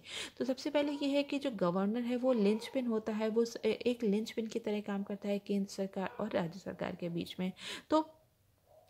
तो हम देखते हैं कि यहाँ पे जो है बहुत ही अहम भूमिका निभा रहा है राज्यपाल। जो भी स्टेट गवर्नमेंट की जितनी भी जो भी कार्य कर रहा है तो उसको कौन बताता है केंद्र सरकार को या प्राइम मिनिस्टर को, वो काम किसका है, वो गवर्नर का है, वो राज्यपाल का है। तो ये यहाँ पे एक बहुत ही ज़्यादा अहम भूमिका निभा रहा है पूरे राज्य सरकार और केंद्र सरकार के बीच में। तो इसलिए भी यहाँ पे जो गवर्नर की जो पोस्ट है वो बहुत ज़्यादा इम्पॉर्टेंट है। इसके बाद हम देखेंगे कि जो ट्रांजिशन फेज होता है, कुछ ऐसी परिस्थिति होती है जहाँ पे कि वो स्टेट में बहुत ज़्यादा प्रबंधन करता है। जैसे कि अगर प्रेसिडेंशियल रूल लगा हुआ है किसी राज्य में तो वहाँ पर उस टाइम पे कौन वहाँ पे प्रबंधन कौन करता है, मैनेजमेंट कौन करता है, वो गवर्नर ही करते हैं। ठीक है, या फिर चुनाव जैसे जब चुनाव होते हैं तो उस राज्य में कौन उस टाइम पे प्रबंधन करता है, वो कौन करता है, वो राज्यपाल ही करता है। तो यहाँ पर हम देख रहे हैं कि गवर्नर का जो रोल है वो बहुत ही ज़्यादा इम्पॉर्टेंट है और इसको इस तरीके से समाप्त करना उचित नहीं होगा। वो जो है जितने भी लॉज जो है स्टेट लेजिस्लेचर पास करता है, ठीक है, स्टेट लेजिस्लेचर जितने भी लॉज को पास करता है उसकी लीगल वैलिडिटी, उसकी जो है उसको कानूनी वैधता को भी देखता है। और ज़रूरी है कि जब भी कोई स्टेट लेजिस्लेचर जब भी कोई बिल पास करता है तो ज़रूरी है कि गवर्नर जो है उसको अपना असेंट दे, या फिर प्रेसिडेंट के लिए वो कई बार जो है उसको रिजर्व कर देता है उसके असेंट के लिए, प्रेसिडेंट के असेंट के लिए। उसके बाद ही वो बिल जो होता है वो कानून बनता है। तो जब भी स्टेट लेजिस्लेचर कोई भी कानून पास करता है तो कानून पारित करता है तो उसकी कानूनी वैधता को भी जांच करने का काम कौन करता है, वो गवर्नर ही करता है। तो राज्य सरकार जो है उनको अब मनमानी ढंग से काम करने के रोकने के लिए भी गवर्नर का जो पोस्ट है वो बहुत ही ज़्यादा इम्पॉर्टेंट है। इसके बाद हम देखेंगे कि गवर्नर का जो है बहुत ही स्पेशल रिस्पॉन्सिबिलिटी दी गई है। उनको एक स्वायत्त क्षेत्र जितने भी हैं उनको एक वहाँ पे विशेष जिम्मेदारी दी गई है। स्वायत्त क्षेत्र कौन से अनुसूची में दिए गए हैं? वो अनुसूची 6 में दिए गए हैं। तो यहाँ पर उनको जो है आर्टिकल 371 में दिए गए हैं। तो यहाँ पर भी जो गवर्नर का रोल होता है वो बहुत ही ज़्यादा इम्पॉर्टेंट है। कहीं जैसे नागालैंड में हम देखते हैं तो वहाँ के लॉ एंड ऑर्डर को मेंटेन करने के लिए भी गवर्नर का बहुत बड़ा रोल है। तो इस तरीके से जो गवर्नर है उसको कुछ विशेष जिम्मेदारी भी दी गई है जिसको वो निभाता है और जो कि उस रीजन में शांति स्थापित करने के लिए बहुत ही ज़्यादा ज़रूरी होती है। तो इसलिए भी जो गवर्नर का, राज्यपाल का जो पूरे जो कार्यालय है, पूरी जो पोजीशन है वो बहुत ही ज़्यादा इम्पोर्टेंस रखती है। वो चीफ मिनिस्टर को अपॉइंट करता है और वो ऐसे जब कोई भी राजनीतिक दल के पास, जब विधानसभा में, राज्य विधानसभा का जब चुनाव होते हैं, जब किसी भी राजनीतिक दल के पास पूरी तरीके से पूर्ण बहुमत नहीं होता तो वो उस लीडर को बुलाता है जिसके पास सबसे ज़्यादा बहुमत होता है, मेजॉरिटी जिसके पास होती है, ताकि वहाँ पे एक स्टेबल गवर्नमेंट को कायम किया जा सके। तो हम देखते हैं कि जो गवर्नर का रोल है वो बहुत ही ज़्यादा इम्पॉर्टेंट है। हालांकि अभी हम लोग पिछले कुछ महीनों में, सालों में देख रहे हैं कि जो गवर्नर का रोल है उस पर काफ़ी सवाल उठाए जा रहे हैं। तो इसलिए यहाँ पर रिफॉर्म्स लाने बहुत ही ज़्यादा ज़रूरी हैं। ठीक है, इसको समाप्त पूरी तरीके से हम नहीं कर सकते क्योंकि इसके जो रोल है वो बहुत ही ज़्यादा इम्पॉर्टेंट है, जो कि हमने अभी देखा है। ठीक है, तो ये बहुत ही एक इम्पॉर्टेंट रोल प्ले कर रहा है। तो इसलिए इसको समाप्त नहीं करना चाहिए। ठीक है, एंड नहीं करना चाहिए। इसके लिए बहुत ज़्यादा रिफॉर्म्स लाने की ज़रूरत है ताकि जो एक कॉन्स्टिट्यूशनल पोजीशन है उसको पूरी तरीके से निष्पक्ष बनाया जा सके और कॉन्स्टिट्यूशनल पोजीशन है उसको बहुत ही मजबूत किया जा सके, उसको स्ट्रेंथन किया जा सके।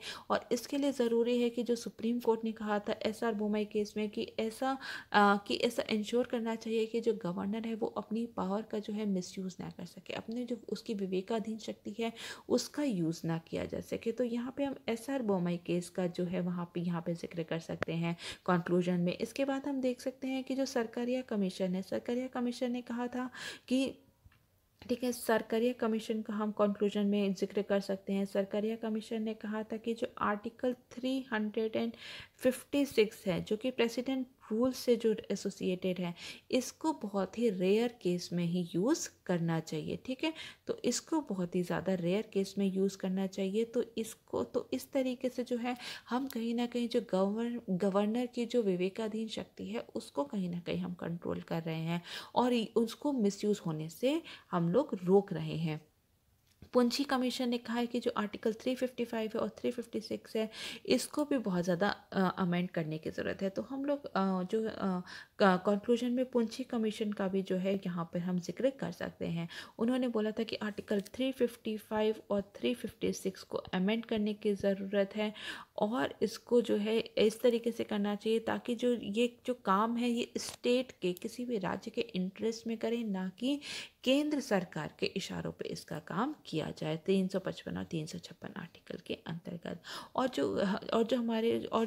जितने भी गवर्नर्स के जो अपॉइंटमेंट होते हैं वो नॉन पॉलिटिकल होने चाहिए। तो ये कुछ वे फॉरवर्ड हैं जिसको कि हम कंक्लूजन में लिखकर अपने आंसर को और ज़्यादा बेहतर कर सकते हैं। इसके बाद हम लोग नेक्स्ट क्वेश्चन देखेंगे जो कि अगेन है पेपर नंबर 3 से, और क्वेश्चन है discuss the challenges of public private partnership in health care sector in India. Bharat में हेल्थ केयर सेक्टर में पब्लिक प्राइवेट पार्टनरशिप की चुनौतियों पर चर्चा करें। तो अब हम इस क्वेश्चन को यहाँ पर पूरा देख लेंगे। सबसे पहले अगर हम पब्लिक प्राइवेट पार्टनरशिप समझे तो उसका मतलब होता है कि इसमें क्या होता है, इसमें सरकार और जो कुछ प्राइवेट कंपनीज होती हैं उनके बीच में एक समझौता होता है। ठीक है, तो जो गवर्नमेंट होती है उसके साथ जो है प्राइवेट कंपनीज का जो है समझौता होता है, जिससे कि किसी भी सेवाओं का सुचारू रूप से और कुशल तरीके से जो है उसको लोगों तक उपलब्ध कराया जा सके। तो उसको हम कहते हैं PPP मॉडल, या फिर हम कह सकते हैं पब्लिक प्राइवेट पार्टनरशिप मॉडल। तो इसलिए अगर हम देखते हैं तो जो सरकार है वो हेल्थ केयर सेक्टर में, जो कि हमारी जो स्वास्थ्य सेवा सेक्टर है, उसमें भी जो है सरकार जो है पीपीपी मॉडल पर काम करने जा रही है, ताकि जितनी भी ताकि जो भी निजी क्षेत्र के जो नवाचार हैं और उनकी दक्षता है जो है, ठीक है, उनका उपयोग किया जा सके पूरे हेल्थ केयर सेक्टर में, और हेल्थ केयर सेक्टर को जो है और बेहतर बनाया जा सके। तो लेकिन और हम कह सकते हैं कि जो अभी तक क्या है गवर्नमेंट का जो रोल है, ठीक है, अभी जो सरकार क्या करती है, अभी सरकार क्या करती है, केवल जो है एक हेल्थ प्रोवाइडर के रूप में काम कर रही है, ठीक है, एक हेल्थ प्रोवाइडर के रूप में काम कर रही है। लेकिन अगर पीपीपी मॉडल आने के बाद जो सरकार का जो रोल है, गवर्नमेंट का जो रोल है, वो पूरी तरीके से बदल जाएगा। उसमें क्या होगा, अब क्या करेगी सरकार, जो क्या करेगी, पहले एक फाइनेंसर के रूप में काम करेगी, एक निवेशक के रूप में काम करेगी हेल्थ केयर सेक्टर में, या फिर हम कह सकते हैं स्वास्थ्य के क्षेत्र में।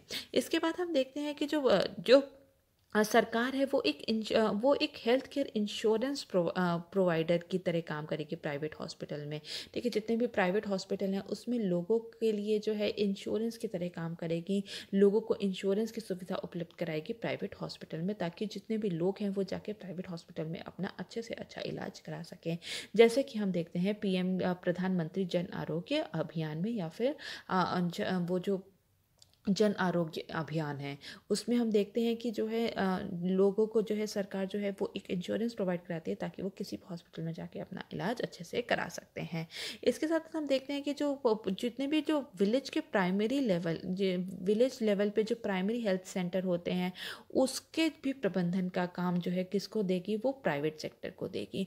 तो इस तरीके से वो जो पूरा स्वास्थ्य सेक्टर में, जो स्वास्थ्य क्षेत्र में जो मैनेजमेंट का काम करना है और जो उसको और बेहतर किस तरह काम करना है, वो कार्य कौन करेगी, वो कार्य करेगी हमारी जो गवर्नमेंट है। और जो सर्विस प्रोवाइडर है, जो कि अब तक गवर्नमेंट कर रही थी, सर्विस प्रोवाइडर थी, अब क्या करेगी, अब वो एक सर्विस प्रोवाइड कौन करेगा, वो प्राइवेट सेक्टर करेगी। तो यहाँ पे जो पब्लिक सेक्टर है और जो प्राइवेट कंपनीज हैं, उनको कोलैबोरेट करके पूरे स्वास्थ्य क्षेत्र को और बेहतर बनाया जा सकता है, हेल्थ केयर फैसिलिटीज़ को और बेहतर बनाया जा सकता है। जैसे कि हम देखते हैं कि हाल ही में जो ओडिशा स्टेट है, ठीक है, ओडिशा जो स्टेट है, यहाँ पर भी क्या किया गया है, यहाँ पर village level primary health centre जो है, ठीक है, village level primary health centre जो है, इसमें क्या किया गया है, यहाँ पे प्राइवेट सेक्टर को इसका मैनेजमेंट दे दिया गया है, ताकि इससे क्या हो, ताकि यहाँ पे जो लोगों के जो हेल्थ केयर सर्विसेज हैं उस तक लोगों की पहुँच को बढ़ाया जा सके, और उसको और ज़्यादा हेल्थ केयर फैसिलिटीज़ को और ज़्यादा एफिशिएंट बनाया जा सके। इसलिए पीपीपी मॉडल लाने की पूरी बात कही जा रही है। तो जैसा कि हमने बात की, मैं फिर से रिपीट कर दे रही हूँ कि ओडिशा में जो विलेज लेवल पे जो प्राइमरी हेल्थ सेंटर है, उसका मैनेजमेंट किसको दिया गया है, उसका मैनेजमेंट प्राइवेट कंपनीज़ को दिया गया है, ताकि यहाँ पे जो है उसके जितनी भी हेल्थ केयर फैसिलिटीज़ हैं उसके लोगों तक पहुंच को बढ़ाया जा सके, और साथ साथ इसको और ज़्यादा कुशल पूर्वक ढंग से कार्य किया जा सके। तो ये रेलेवेंट क्यों है, ठीक है, ये प्रासंगिक क्यों है, या फिर ये क्यों रेलेवेंट है पब्लिक प्राइवेट पार्टनरशिप जो है हेल्थ केयर सेक्टर में, क्योंकि जो हमारा जो 15th वित्त आयोग था, 15th फाइनेंस कमीशन था, उसने ये बात कही थी कि जो हेल्थ केयर की पूरे जो हेल्थ सेक्टर है उसमें पीपीपी मॉडल को बढ़ावा देना चाहिए, ताकि जो हेल्थ इंफ्रास्ट्रक्चर है, जो कि बुनियादी ढांचा है, स्वास्थ्य के क्षेत्र में जो बुनियादी ढांचा है, उसको और मजबूत किया जा सके। और जीडीपी में जो अभी जो हाल में जो है, अगर जीडीपी का केवल 1.5% जो है केवल हेल्थ केयर सेक्टर पे खर्च होता है, इसको बढ़ा के 2024 तक कितने करने का लक्ष्य रखा गया है, वो 2.5% तक रखा गया है। तो हमारे जो 15th फाइनेंस कमीशन है, उन्होंने इस तरीके की रिकमेंडेशन दी थी, इसलिए भी जो है पीपीपी मॉडल को पूरे लाने की बात यहाँ पर हेल्थ केयर सेक्टर में की जा रही है। तो इसके बाद हम देखेंगे कि आखिर प्रेजेंट चैलेंजेस क्या हैं हेल्थ केयर सेक्टर में। अभी फ़िलहाल में जो करेंट टाइम में जो है हेल्थ केयर सेक्टर में कौन कौन सी चुनौती बनी हुई है, अब हम उसको पूरा डिस्कस यहाँ पर कर लेंगे। तो सबसे पहले हम देखते हैं कि जो लो स्टेट एक्सपेंडिचर, जो स्वास्थ्य में पर जो राज्यों का खर्च होता है वो बहुत ही ज़्यादा कम होता है। इंडिया में जैसे कि हमने बात की कि जीडीपी का केवल जो है 1.5%, जो 1.5% ही जीडीपी का केवल जो है स्वास्थ्य के क्षेत्र में, हेल्थ केयर सेक्टर में जो है खर्च किया जाता है। जबकि 2017 में जो राष्ट्रीय स्वास्थ्य नीति आई थी, जो कि नेशनल हेल्थ पॉलिसी 2017 में आई थी, उसने क्या टारगेट रखा था? उसने भी टारगेट रखा था 2.5% का, कि हेल्थ केयर सेक्टर पे कम से कम 2.5% जो है जीडीपी का खर्च होना चाहिए, तभी लोगों को हम अच्छी हेल्थ सर्विसेज जो है प्रोवाइड करा सकते हैं। तो यहाँ पे हम देखते हैं कि जो सरकार जो है हेल्थ केयर सेक्टर पे बहुत ही ज़्यादा कम खर्चा कर रही है। इसके बाद हम देखते हैं high personal expenditure on health, स्वास्थ्य पर उच्च व्यक्तिगत व्यय, जो लोगों के जो आउट ऑफ पॉकेट एक्सपेंडिचर जाता है, जो डायरेक्ट लोगों के जेब से जो हेल्थ पर पैसा जा रहा है, वो बहुत ही ज़्यादा जा रहा है। हम देखते हैं कि जो 60% जितना भी हेल्थ केयर फैसिलिटीज़ में पैसा खर्च हो रहा है, वो लोग जो है वो डायरेक्ट अपने पॉकेट से दे रहे हैं। तो जिससे जो लोगों पर जो है उनका जो हेल्थ केयर सेक्टर पे जो हेल्थ सर्विसेज लेने के लिए जो है भार बहुत ज़्यादा पड़ता है। तो और ये जो एक्सपेंसेस हैं किस पे होते हैं? मेडिसिन पे होते हैं, बहुत सारे टेस्ट होते हैं, ब्लड टेस्ट होते हैं, डायग्नोस्टिक टेस्ट होते हैं, एक्सरे कराना है, एमआरआई कराना है, कंसल्टेशन फीस बहुत ज़्यादा है। तो ये सब लोगों को अपने खुद के जेब से देना होता है, जिससे कि जो है लोग जो हैं बहुत सारी फैमिलीज़ ऐसी हैं कि वो इलाज नहीं करा पाती, या फिर करा पाती हैं, या फिर उन्हें अपनी ज़मीन बेच कर जो है अपने जो परिवार के जो लोग हैं उनका जो है इलाज कराना पड़ता है। तो लोगों की जेब से पैसा बहुत ही ज़्यादा इसमें जा रहा है। और यहाँ पे ये ऐसा क्यों हो रहा है? क्योंकि यहाँ पे जो पब्लिक हेल्थ फैसिलिटी है, जो सरकार जो हेल्थ फैसिलिटी प्रोवाइड करा रही है, वो बहुत ही पुअर है। ठीक है, पुअर पब्लिक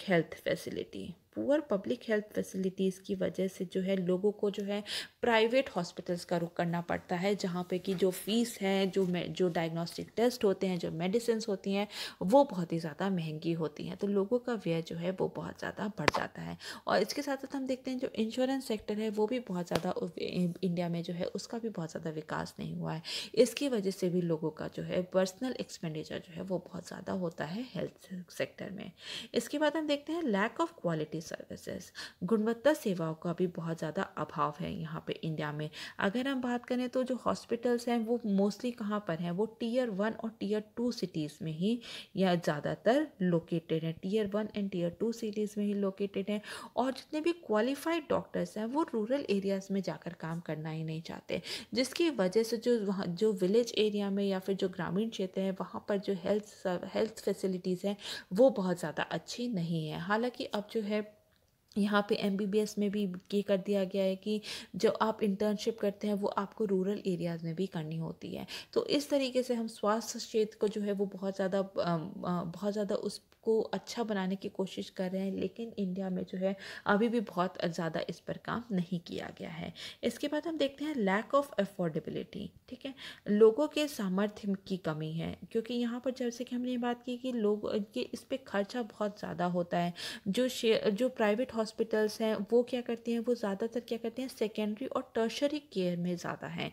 और पब्लिक सेक्टर जो है वो बहुत ही लिमिटेड रोल उसका प्ले करती हैं। बहुत सारी ऐसी फैसिलिटीज़ होती हैं जो कि पब्लिक हॉस्पिटल्स में या गवर्नमेंट हॉस्पिटल्स में है ही नहीं, जो कि फिर उसलिए जो है लोगों को कहाँ रुक करना पड़ता है? वो उनको प्राइवेट सेक्टर के हॉस्पिटल्स में रुक करना पड़ता है, जो कि सेकेंडरी और टर्शरी केयर के लिए बहुत ही ज़्यादा जो है यहाँ पे फेमस होती हैं। उनको बहुत लोगों का बहुत ज़्यादा भरोसा होता है प्राइवेट हॉस्पिटल्स पे। और जो प्राइवेट हॉस्पिटल्स होते हैं वो किस पे काम करते हैं? वो प्रॉफिट मोटिव पे काम करते हैं, वो ज़्यादा फीस चार्ज करते हैं। तो जिसकी वजह से जो आम लोग होते हैं, आम जनता होती है, उनके ये सामर्थ्य के बाहर की बात होती है। और कई बार हमने देखा है कि लोग अपनी ज़मीन तक बेच के जो है लोगों का इलाज कराते हैं। तो यहाँ पे अफोर्डेबिलिटी की भी बहुत बड़ी चुनौती बनी हुई है। इसके बाद हम देखेंगे डेमोग्राफिक चैलेंज, जनसांख्यिकी चुनौती है, ये भी बहुत ज़्यादा है। क्योंकि जैसा कि हम देख रहे हैं कि जो ओल्ड एज जो पॉपुलेशन है वो इंडिया में बहुत तेज़ी से बढ़ रही है। और अभी जो 2011 के सेंसस के हिसाब से कितनी थी ओल्ड एज पॉपुलेशन? वो थी 8%। और 2041 में ऐसा अनुमान लगाया जा रहा है कि ये बढ़कर दुगनी हो जाएगी, ये करीब 16% हो जाएगी।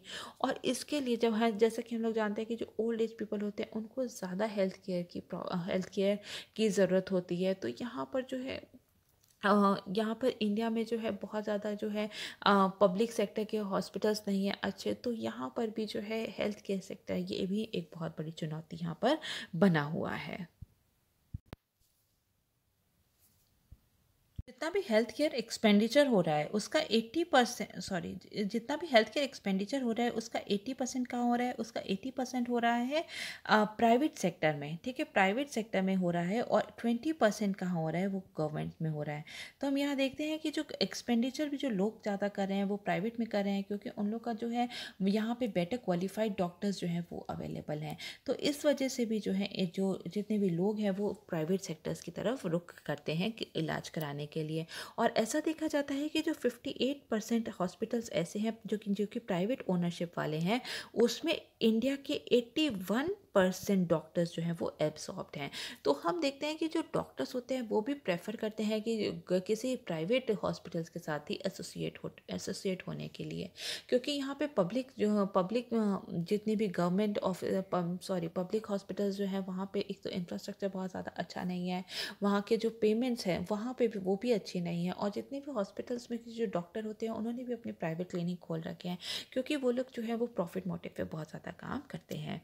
इसके बाद हम देखते हैं कि low per capita availability of medical services, चिकित्सा सेवाओं की प्रति व्यक्ति उपलब्धता जो है वो इंडिया में बहुत ज़्यादा कम है।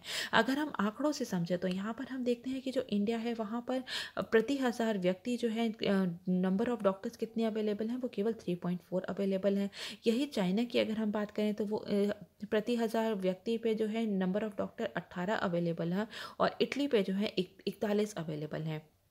चाइना के साथ हम इसलिए कंपेयर कर रहे हैं क्योंकि जो हम देखते हैं कि जो चाइना है ये वर्ल्ड की जो है सबसे ज़्यादा यहाँ पे जनसंख्या है, लेकिन इसके बावजूद भी यहाँ की जो डॉक्टर्स हैं, नंबर ऑफ डॉक्टर्स जो अवेलेबल हैं वो बहुत ज़्यादा हैं। और इटली जो है यहाँ पे वर्ल्ड की जो है सबसे अच्छी यहाँ पे हेल्थ केयर फैसिलिटीज़ को माना जाता है, इसलिए हम इससे कंपेयर करें तो यहाँ पर जो है 41 डॉक्टर्स जो है प्रति 1000 व्यक्ति पर उपलब्ध हैं। यही अगर हम नंबर ऑफ नर्सेज की बात करें तो प्रति 1000 व्यक्ति पर जो है इंडिया में केवल 3.2 नर्सेज अवेलेबल हैं, और चाइना में 23 नर्सेज अवेलेबल हैं, और इटली में 59 नर्सेज अवेलेबल हैं। यही अगर हम हॉस्पिटल बेड्स की बात करें तो प्रति लाख व्यक्ति पर इंडिया में केवल 70 हॉस्पिटल बेड उपलब्ध हैं, और यही अगर हम चाइना की बात करें तो वहाँ पे 420 बेड्स अब उपलब्ध हैं, और इटली में 340 बेड्स जो हैं वो उपलब्ध हैं। आईसीयू बेड्स की अगर हम बात करें तो इंडिया में आईसीयू बेड्स प्रति लाख व्यक्ति पे केवल 2.3 अवेलेबल हैं, चाइना में 3.6 अवेलेबल हैं, और इटली में 12.5 अवेलेबल हैं। तो इसलिए हम देखते हैं कि जो इंडिया में इंफ्रास्ट्रक्चर है, हेल्थ इंफ्रास्ट्रक्चर है, वो बहुत ही ज़्यादा पुअर है। जो नंबर ऑफ डॉक्टर्स हैं, वो जो क्वालिफाइड डॉक्टर्स हैं, क्वालिफाइड प्रोफेशनल्स हैं, उनकी भी बहुत ज़्यादा कमी है। तो इस वजह से इंडिया में हम कह सकते हैं जो चिकित्सा सेवाओं के प्रति व्यक्ति उपलब्धता जो है वो बहुत ही ज़्यादा कम है। इसके बाद हम देखेंगे कि आखिर अगर हेल्थ केयर में अगर एक कुशल पीपीपी मॉडल को लेकर आया जाए तो इससे क्या क्या फ़ायदे होंगे। तो सबसे पहले हम देखते हैं कि इम्प्रूवमेंट इन हॉस्पिटल मैनेजमेंट, अस्पताल प्रबंधन में बहुत ही ज़्यादा हमें सुधार देखने को मिलेगा पीपीपी मॉडल के साथ। तो इसके अंतर्गत जो पब्लिक हॉस्पिटल है उसके प्रबंधन का काम जो है किसी प्राइवेट हॉस्पिटल को दे दिया जा सकता है। जैसे कि किसी भी पब्लिक हॉस्पिटल में कहा जा सकता है किसी भी प्राइवेट पार्टनर को कि वो जो है वहाँ पर जो है उसको अपग्रेड करने का काम कर सकता है, उसको एक्सपैंड करने का काम कर सकता है, और उसके प्रबंधन का काम जो है वो किसी प्राइवेट कंपनी को दिया जा सकता है, और इसे एक फिक्स पीरियड तक के लिए दिया जा सकता है, ताकि उसके बाद जो है वहाँ पे जो है जब वहाँ पे इन्वेस्टमेंट किया जा सके तो उसका जो मैनेजमेंट है उसके बाद जो है वो गवर्नमेंट अपने हाथ में ले सकती है। और जितनी भी फीस जो वहाँ पे किसी भी हॉस्पिटल में जो है जहाँ पे मैनेज जो है जहाँ का मैनेजमेंट जो है वो कोई प्राइवेट कंपनी कर रही है तो उसकी फ़ीस जो है वो फी फिक्स कौन करेगी, वो वो भी गवर्नमेंट करेगी, ठीक है। तो इस तरीके से जो लोगों का जो आउट ऑफ पॉकेट एक्सपेंडिचर होता है उस पर हम कहीं ना कहीं वो कमी ला सकते हैं। जैसे कि एग्जाम्पल के तौर पे अगर हम देखें तो जो सफदरजंग हॉस्पिटल है न्यू दिल्ली में, वहाँ पर जो नेशनल स्पोर्ट्स इंजरी सेंटर है वहाँ पर जो वहाँ पर जो मैनेजमेंट का काम करता है, ठीक है, जैसे कि बहुत सारी जो डायग्नोस्टिक सर्विसेज होती हैं, जैसे एक्सरेज हैं, स्कैन्स है, एमआरआई है, तो वहाँ का जो ये इन सब का जो काम दिया गया है वो एक महाजन इमेजिंग करके फर्म है उसको दिया गया है, जो कि एक प्राइवेट कंपनी है। और इसकी जो फीस कौन फिक्स करता है, इसकी फ़ीस जो है वो सरकार द्वारा ही फिक्स की जाती है।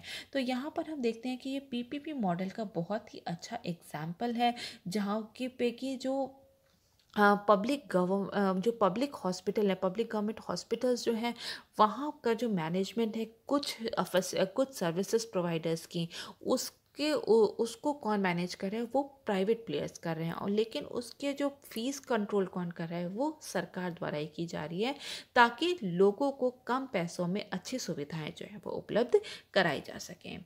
नेक्स्ट हम देखते हैं more investment in health facilities. स्वास्थ्य सुविधाओं में अधिक निवेश हमें देखने को मिलेगा, जो भी न्यू प्लेयर्स हैं, जो भी प्राइवेट प्लेयर्स हैं, वो कहीं ना कहीं जो है बहुत ज़्यादा इन्वेस्ट करेंगी। तो हम देखते हैं कि उसमें जो है स्वास्थ्य सुविधाओं में बहुत ज़्यादा अधिक जो है निवेश होगा। और जितने भी जो प्राइवेट कंपनीज होती हैं, थोड़ा तो प्रॉफिट मोटिव पे काम करती है, तो यहाँ पर जो है वो नई तकनीक लेके आएंगी, तो जिसकी वजह से जो यहाँ पे निवेश जो है वो बहुत ही ज़्यादा होगा। तो यहाँ पे क्या हो सकता है कि जो गवर्नमेंट है, जो हमारी सरकार है, वो फिक्स एसेट, जितने भी फिक्स एसेट होते हैं, जैसे कि लैंड हो गई, बिल्डिंग हो गई, कि जब भी कोई न्यू हॉस्पिटल बनाया जा रहा है तो उसमें निवेश कौन करे, वो सरकार द्वारा किया जा सके। और जितने भी इक्विपमेंट्स हैं, जितने भी मशीन्स लग रही हैं, जितने भी स्टाफ हैं, उसका मैनेजमेंट कौन करे, वो प्राइवेट प्लेयर्स करें। तो इस तरीके से जो है पब्लिक प्राइवेट पार्टनरशिप के अंतर्गत जो है यहाँ पर हम ज़्यादा निवेश कर सकेंगे, और इससे जो है हम जो सरकार का जो फाइनेंशियल बर्डन है उसमें भी बहुत ज़्यादा उसमें कमी देखने को मिल सकती है, कम वित्तीय बोझ भी हमें देखने को मिल सकता है। ठीक है, ये तो इसमें तो यहाँ पे क्या होगा कि जो प्राइवेट सेक्टर की जो एक्सपर्टीज़ है हम उसको देखेंगे, ह्यूमन रिसोर्स है, इक्विपमेंट है, बड़ी बड़ी मशीनें हैं, मशीन्स जो है अगर उसे इंपोर्ट भी कराना पड़ रहा है, तो वो भी होगा, क्योंकि हम निवेश उसमें ज़्यादा अच्छे से कर सकेंगे। जितने भी प्राइवेट प्लेयर्स हैं उनके पास पैसा बहुत है, उनके पैसों को यूज़ करके हम नई तकनीक की मशीनें जो हैं वो इंडिया में ला सकते हैं। और यहाँ तक कि जो डायग्नोस्टिक लैब्स हैं उसको भी प्राइवेट लैबोरेटरीज़ को जो है उसको भी प्राइवेट लैबोरेटरीज़ के साथ जो है कोलैबोरेट कर सकते हैं, ताकि जो है लोगों की जो स्वास्थ्य सेवाएं संबंधी जो उनको जो स्वास्थ्य सेवाएं देनी है उसको और अच्छे से हम दे सकें। Narrow the shortage of health personnel, स्वास्थ्य कर्मियों की कमी को भी पूरा करेगा। जैसा कि यूनियन बजट 2020-21 में कहा गया है कि नए जो मेडिकल कॉलेज को सेटअप करना है पीपीपी मॉडल पे, और इन कॉलेजेस को डिस्ट्रिक्ट हॉस्पिटल के साथ जो है वो लिंक कर दिया जाएगा। और ये जितना भी गवर्नमेंट के जो है ये जो जितने भी जो पीपीपी मोड पे जो न्यू मेडिकल कॉलेजेस जो हैं बनाए जा रहे हैं, इसमें क्या होगा, ये वायबिलिटी गैप फंडिंग द्वारा जो है इसको बनाया जाएगा। और इससे क्या होगा, इससे सरकार का जो फिस्कल बर्डन है, जो फाइनेंशियल बर्डन है, वो बहुत हद तक हमें कम देखने को मिलेगा। ठीक है, तो इसलिए हम देखते हैं कि जो बहुत सारे जो इंडिया में जो बहुत सारे चैलेंजेस हैं हेल्थ केयर सेक्टर में, उससे निपटने के लिए बहुत ज़्यादा ज़रूरी है कि हम पीपीपी मॉडल को यहाँ पर इंडिया में जो है इंट्रोड्यूस करें हेल्थ केयर सेक्टर में। इसके बाद हम देखेंगे नेक्स्ट क्वेश्चन को, जो कि है outline the advantages and disadvantages of corporate houses in banking. ये क्वेश्चन जो है वो पेपर नंबर 3 से है।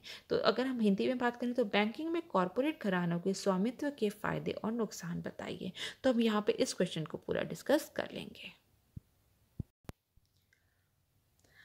इसी साल वर्ष 2020 में जून में आरबीआई में एक आंतरिक कार्य समूह का गठन किया गया था, जिसने की सिफारिश की थी कि जो जितने भी बड़े कॉरपोरेट हाउस हैं या फिर जितने भी कॉरपोरेट घराने हैं उनको या तो बैंक के लाइसेंस दे दिया जाना चाहिए, या फिर जितने भी प्राइवेट बैंक्स हैं उनके प्रमोटर के रूप में उनको अनुमति दे देनी चाहिए कि उनके प्रमोटर के रूप में भी वो काम कर सकते हैं। उनको निवेश करने की उसमें जितने भी प्राइवेट बैंक्स हैं उनमें निवेश करने की उन्हें बड़े कॉरपोरेट घरानों को अनुमति दे देनी होनी चाहिए।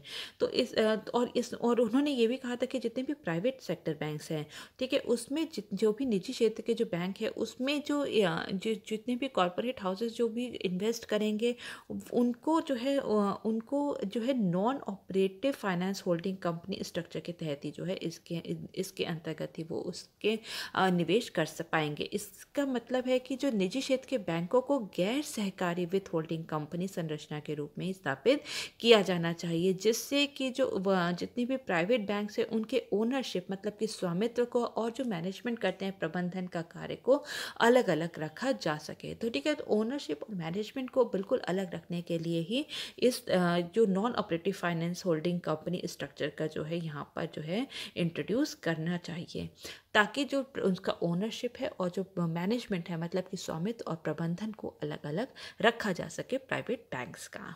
तो यहाँ पे यही बात की गई है, निजी क्षेत्र के बैंकों पर स्वामित्व और प्रबंधन नियंत्रण को अलग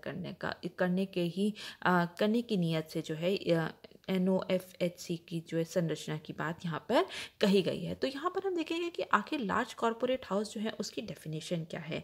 तो लार्ज कॉरपोरेट या फिर इंडस्ट्रीज या फिर बिजनेस हाउस का मतलब यहाँ पर ये है कि जो ऐसी कंपनीज जिनका जो टोटल एसेट है, ठीक है, जिनका जो टोटल एसेट है वो 5,000 करोड़ से ज़्यादा का हो, और जो उनका जो नॉन फाइनेंशियल बिजनेस है, ठीक है, अगर वो फाइनेंस बिजनेस में तो आ रहे हैं क्योंकि यहाँ पे जो बैंकिंग है वो पूरा फाइनेंस से रिलेटेड है, लेकिन उनका जो नॉन फाइनेंशियल बिजनेस है उसमें उनका जो टोटल एसेट या फिर जो उनकी पूरी इनकम होती है वो 40% से ज़्यादा होनी चाहिए। तो यही ऐसे जो इंडस्ट्रीज़ हैं या फिर कॉरपोरेट हाउसेज हैं उन्हीं को केवल अनुमति दी जाएगी कि वो या तो उनको बैंक का लाइसेंस दे दिया जाए या फिर प्राइवेट बैंक्स जितने भी हैं उनके प्रमोटर के रूप में उनको अनुमति दी जाएगी। तो इसके बाद हम देखते हैं कि आखिर इसके क्या क्या एडवांटेजेस हैं अगर कॉरपोरेट हाउसेस को बैंकिंग सेक्टर में लेकर आएँ, तो इसके क्या क्या लाभ हैं, तो एक नज़र हम उस पर देख लेंगे।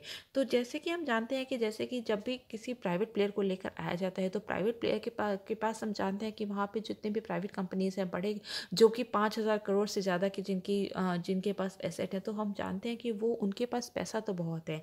तो कैपिटल इन्वेस्टमेंट यहाँ पर हम बैंकिंग सेक्टर में बहुत ज़्यादा देखेंगे, और एक्सपर्टीज विशेषज्ञता यहाँ पे बहुत ज़्यादा होती है प्राइवेट प्लेयर्स के पास, क्योंकि वो लोग जो होते हैं वो प्रॉफिट मोटिव पे काम करते हैं और उन्हीं को रिक्रूट करते हैं जिनके पास की एक्सपर्टीज नॉलेज होती है।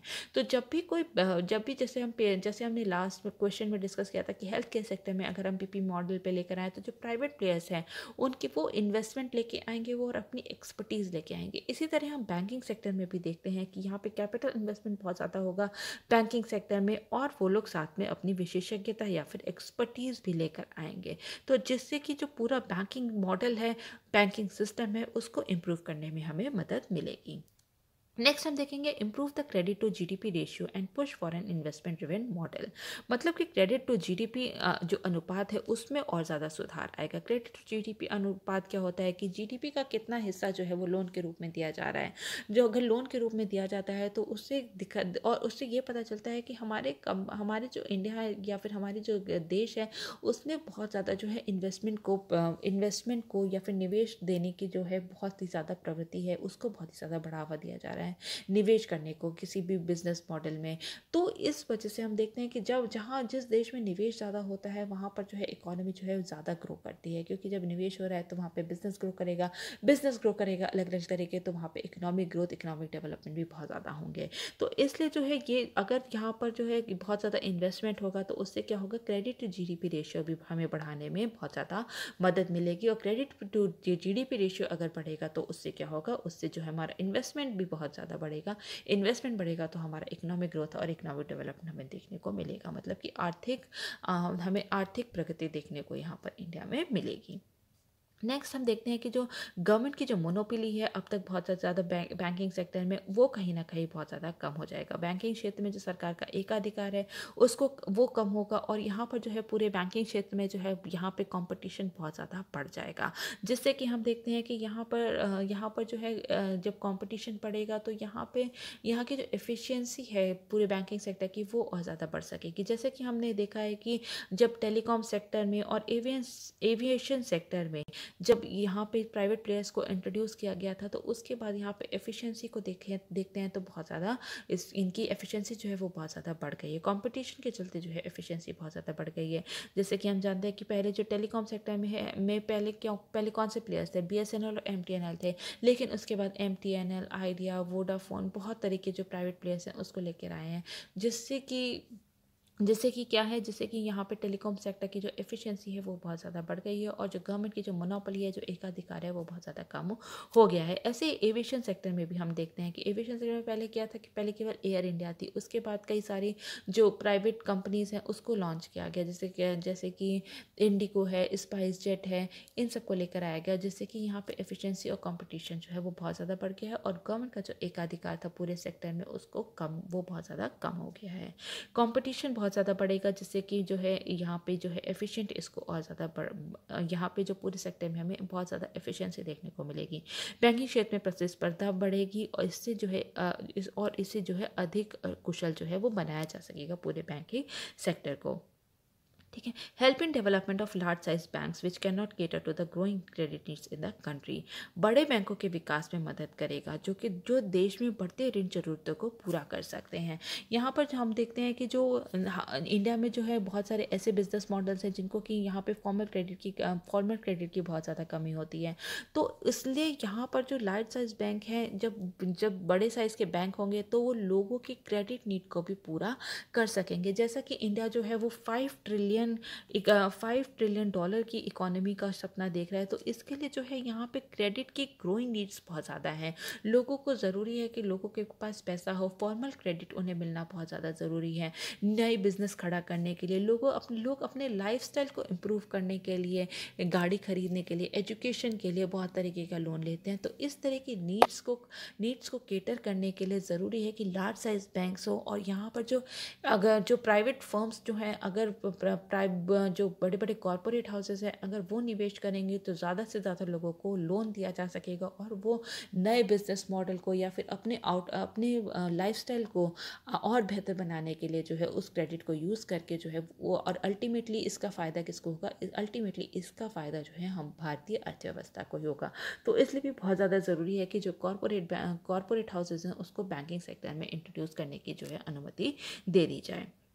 Better returns to the investors. ठीक है, जो जितने भी इन्वेस्टर्स हैं या फिर जो सर्विस प्रोवाइडर्स हैं, कस्टमर्स हैं, उनको एक बेहतर सर्विस जो है वो ज़्यादा वो बेहतर मिलेगी। क्योंकि जब प्राइवेट कंपनीज जब काम करती हैं तो वो बहुत ही फॉर्मल तरीके से काम करती हैं, बहुत ही एफिशिएंट तरीके से काम करती हैं, जिससे कि जो इन्वेस्टर्स हैं उनको रिटर्न को और ज़्यादा इम्प्रूव कर सकेंगे। जो कस्टमर्स को सर्विस दी जा रही है उसको भी और बेहतर बनाया जा सकता है। ठीक है, इसके साथ साथ हम देखते हैं कि जब जो बड़े बिजनेस होते हैं, जब वो बहुत सारे जो इन्वेस्टर्स की नीड्स को केटर करेंगे, बहुत सारे जब लोन देंगे, अधिक मात्रा में लोन देंगे, तो उससे क्या होगा, उसमें इंडिया में जो है बिजनेस कल्चर जो है वो कहीं ना कहीं प्रमोट होगा और बिजनेस कल्चर प्रमोट होगा तो उससे अल्टीमेटली किसको फ़ायदा होगा? कस्टमर्स को और इंडिया को ही, इंडिया की इकोनॉमिक ग्रोथ को ही फ़ायदा होगा। तो ये बहुत सारे इसके लाभ हैं। अब हम इसके डिसएडवांटेजेस को देखेंगे, इसके नुकसान को देखेंगे कि कॉरपोरेट हाउसेस को अगर हम अनुमति देते हैं यहाँ पे किसी भी प्राइवेट बैंक में निवेश करने की या फिर खुद से एक बैंकिंग लाइसेंस उनको देते हैं तो उसके क्या क्या नुकसान हो सकते हैं। तो सबसे पहले हम देखते हैं कि कॉन्फ्लिक्ट ऑफ इंटरेस्ट। एक ऐसी स्थिति उत्पन्न हो जाएगी जिसमें सरकारी अधिकारी या निर्णय उसकी व्यक्तिगत रुचि से प्रभावित होता है। तो यहाँ पे कॉन्फ्लिक्ट ऑफ इंटरेस्ट बहुत ज़्यादा हमें देखने को मिल सकता है, क्योंकि जितना भी जो कॉरपोरेट हाउसेस होते हैं वो इंटरकनेक्टेड लैंडिंग पर भी बहुत ज़्यादा ध्यान देते हैं।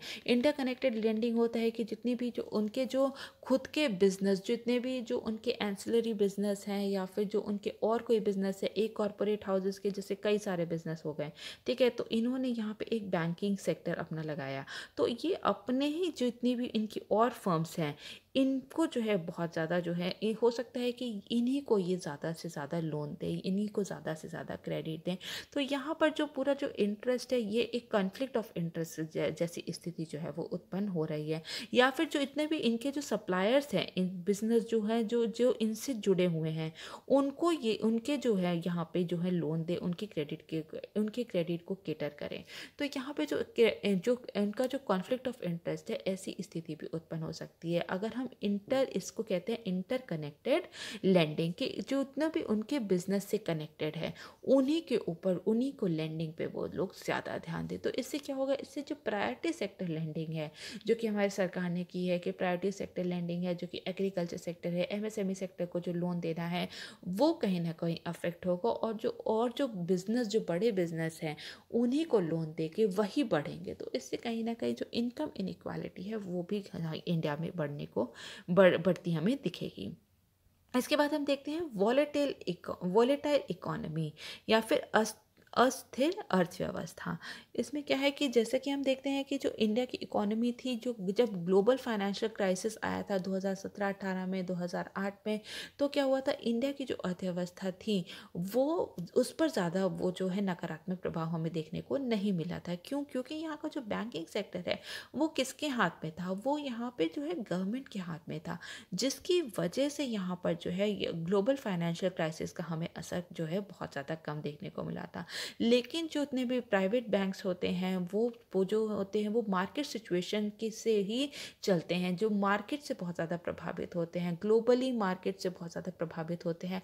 तो अगर ग्लोबल फाइनेंशियल क्राइसिस अगर दोबारा फिर कभी आता है तो यहाँ पर जो है ये जो कॉरपोरेट बैंक्स हैं उनको जो है यहाँ पे बहुत ज़्यादा अगर उनको नुकसान होता है तो यहाँ पे जो उनके कस्टमर्स जुड़े हुए हैं उनको भी बहुत ज़्यादा नुकसान होगा। तो वॉलेटाइल इकोनॉमी की वजह से भी यहाँ पर एक जो है यहाँ पे नुकसान हमें देखने को मिल सकता है।